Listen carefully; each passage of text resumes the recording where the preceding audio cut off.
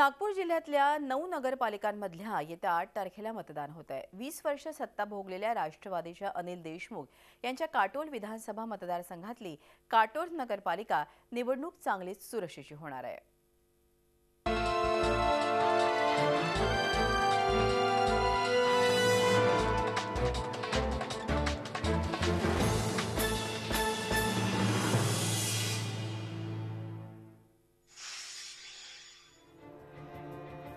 23 सदस्य असलेल्या काटोल नगरपालिकेत 12 जागा महिलांकरता राखीव असून महिलांच्या खुल्या वर्गाकरता याचा नगराध्यक्षपद राखीव आहे। काटोल नगरपालिका निवडणुकीत राष्ट्रवादीचे माजी मंत्री अनिल देशमुख आणि भाजप आमदार आशिष देशमुख यांच्यात मुख्य लढत असेल। आमूलाग्र बदल भारतीय जनता पार्टीच्या राज्यातल्या व केंद्रातल्या सरकारच्या माध्यमातून होत आहेत। नक्कीच त्याचा फायदा काटोल नगर परिषदेमध्ये आपल्याला जाणवेल आणि जे कामं 20 वर्षात झाले नाही ते 2 वर्षामध्ये झपाट्याने समोर जाताना लोकांना पाहायला मिळत आहेत।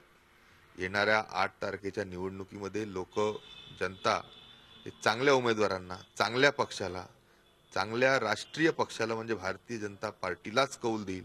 बाकीचे जे लहान सहान गट-तट तुम्ही म्हणता त्यांचा कुठेही नामोनिशाण राहणार नाही। आम्ही ताकदीने राष्ट्रवादी काँग्रेस पार्टी पूर्ण छातीला माती लावून त्या ठिकाणी पूर्ण दोन्ही काटोल नगर परिषद असेल किंवा नरखेड नगर परिषदेने आम्ही ताकदीने त्या ठिकाणी आपल्या उमेदवारांच्या मागे आणि नगराध्यक्ष पदाच्या उमेदवारांच्या मागे त्या ठिकाणी ठामपणे उभे आहोत। काँग्रेस, शिवसेना, बसपा सोबतच विदर्भ माझा हा विदर्भवादी पक्ष आणि शेकापही इथे निवडणुकीच्या रिंगणात आहे।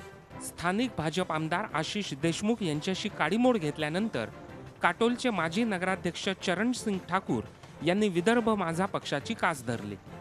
23 पैकी 17 जागांवर विदर्भ माझा पक्ष निवडून येईल असा चरणसिंग ठाकूर यांचा दावा आहे।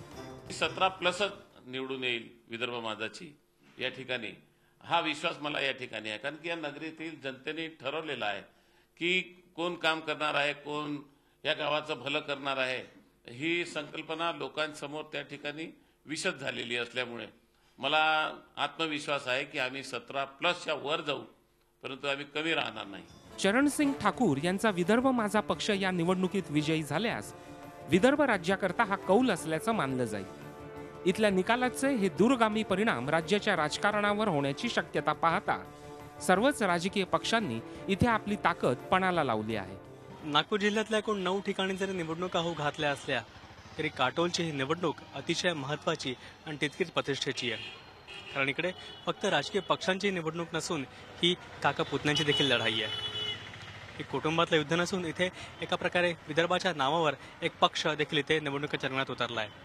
त्यामुळे एकूणच या निवडणुकीचा काय कौल असतो याकडे फक्त नागपूरच नाही तर संपूर्ण विदर्भाच्या जनतेचं लक्ष लागलंय।